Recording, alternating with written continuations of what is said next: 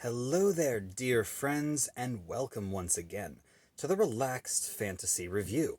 On this channel, we spend our time looking at fantasy of all sorts, from books to movies to video games, and applying the characters within into the tabletop game, Dungeons & Dragons 5th Edition. Today, though, we're going to be looking at a core mechanic of D&D itself. Specifically, we're going to be looking at a subclass of the Sorcerer, known as the Draconic Sorcerer. The Draconic Bloodline is a subclass that basically explains the Sorcerer's mystical powers that it comes from their bloodline, that somewhere in their ancient family was a dragon, and that the blood of the dragon has brought them power. But how does that dragon and the power within start to embrace the Sorcerer's magic? Let's have a look. Now, the Sorcerers get their powers at first level, getting them. You pick your subclass as soon as you make this character. You also get them at 6th, 14th, and 18th. Now, at first level, you're going to get two different powers. First of all, you get the Draconic Ancestor. The Dragon Ancestor power means you choose a dragon type. The dragon type can be one of the 5 chromatic, one of the 5 metallic dragons. This was expanded later on in a different book, but we're talking about just the original player's handbook here. When you choose the dragon type, it teaches you the Draconic language, and it gives you proficiency, or expertise, rather, in any sort of charisma check, whether it be persuasion or deception or whatever, against dragons specifically. And you get to have Draconic Resilience. The Draconic Resilience means that you gain an extra hit point every single level, so it's like getting a +2 to your Constitution modifier as far as hit points go, and you gain natural armor, basically some scales that exist on your body, and those scales give you a natural armor of 13 plus your Dex modifier when you aren't wearing other types of armor. This basically means that you have the mage armor spell cast on you naturally. You don't need to cast it using up one of your spell slots or learn it. You just kind of have the same armor that it would give you. This does limit you if you want to take armor proficiencies later, but sorcerers don't have that, so this is about as good as it gets for a sorcerer. Then at level 6, you get the Elemental Affinity power.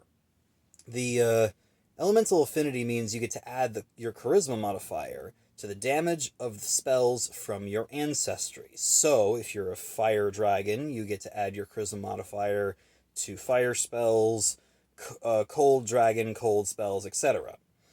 You can also spend a sorcery point with a special power in order to gain resistance to that damage for 1 hour. This is a pretty powerful thing, because resistance to damage is always nice. Then, at level 14, you gain Dragon Wings. As a bonus action, you can sprout wings and you gain a flying speed equal to your walking speed, with no limit to how long it lasts. You just sprout them and keep them as long as you want. You can use a bonus action to put them away. Then at 18th level, you get Draconic Presence. You can spend 5 sorcery points to emit an area of charm or fear against a wisdom saving throw for 1 minute. This is a really powerful ability and goes out 60 feet, so it allows you to charm or frighten a whole group of people. Now, as far as the numbers go, Dragon Ancestor, giving you the expertise against dragons and Draconic, I mean, it's a nice thing to get expertise and to get an extra language, but this is the sort of thing you'd normally get from a background, so 6 out of 10. Draconic Resilience, on the other hand, extra hit points, extra AC, this is real good for a sorcerer. Granted, you could use mage armor, but this just means you save the spell, and sorcerers are pretty light on their spells, so this is good. 8 out of 10. Elemental Affinity, adding your charisma modifier is good. It only counts for 1 element, and the resistance is good, but it only counts for 1 element, the element of your Draconic type. So, as long as you pick the right dragon, you're going to be okay. But that's a big coin flip there. So 8 out of 10. Nothing bad about Dragon Wings, though. Flying speeds are flying speeds, and this is unlimited. It's 14th level, but unlimited flight, 10 out of 10. And then the Draconic Presence. By 18th level, 5 sorcery points isn't too much, and to frighten or charm an entire group for against a wisdom saving throw for a whole minute, that's pretty powerful. I give that 9 out of 10. And overall, I give the Draconic Sorcerer a, well, let's say an 8 out of 10. The 8 out of 10 is very, very good as far as sorcerers go. The only real dud amongst their abilities was that extra language and the extra skill against dragons, which is pretty niche in its utilization. Everything else is pretty solid, and that flying speed, real good at higher levels. Overall, the Draconic Sorcerer, 8 out of 10, pretty good. This has been the Relaxed Fantasy Review. If you enjoyed the video, please like and subscribe down below, and keep your eyes peeled for more subclass reviews coming down the line soon. Have a good one, my friends.